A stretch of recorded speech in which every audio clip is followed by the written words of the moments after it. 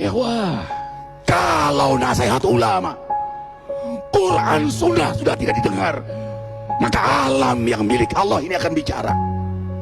Wahai penduduk Indonesia yang diberi iman oleh Allah, sekarang alam sudah menasihati kita 7 sebab mengapa musibah datang bertubi-tubi.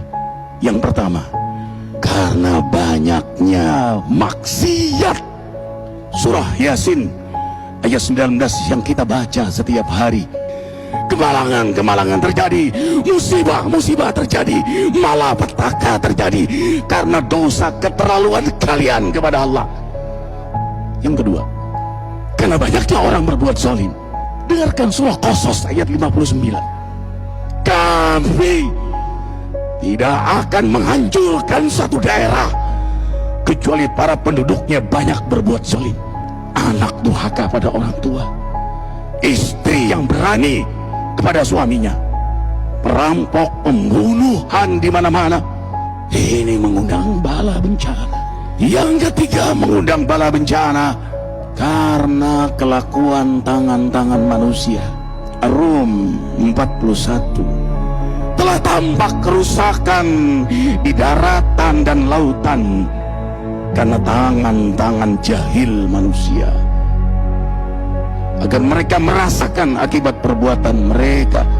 Sebagian mereka merasakan akibat perbuatan mereka, agar mereka kembali kepada Allah. Yang keempat, bencana terjadi karena para tokoh melakukan kemaksiatan dan kezaliman.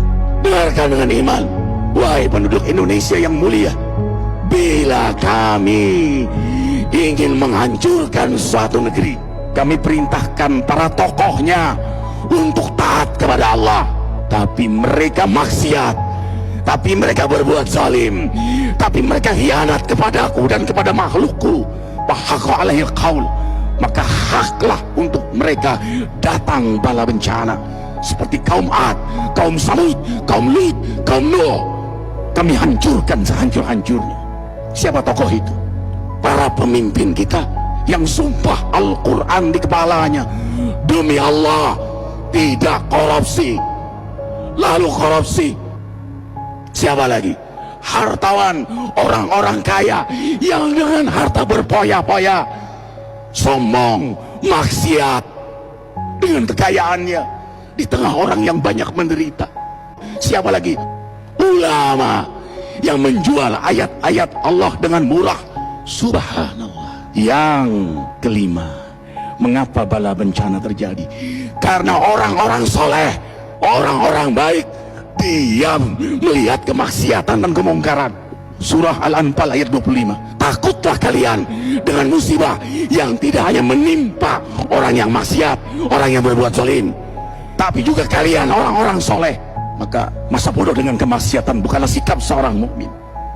Amar ma'ruf nahi munkar adalah amal cerdas. Yang keenam, justru karena rahmat Allah, karena peringatan yang Allah hadirkan agar hadir mahkamah kesadaran kita. Ikhwah, dengarkan dengan iman surah Al-Baqarah ayat 155, 156, 157.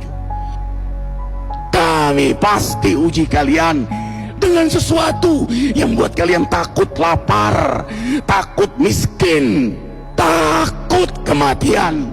Tapi kabarkan berita gembira bagi hamba Allah yang sabar dari semua ujiannya, yang mereka berkata, sesungguhnya kami milik Allah dan sesungguhnya kami akan kembali kepada Allah. Yang terakhir, yang ketujuh, ada yang nanya, bagaimana yang maksiat yang selamat? Tenang-tenang saja. Yang berbuat zalim malah sukses. Di mana keadilannya? Allah Maha Adil. Dengarkan surah Hud ayat 15-16.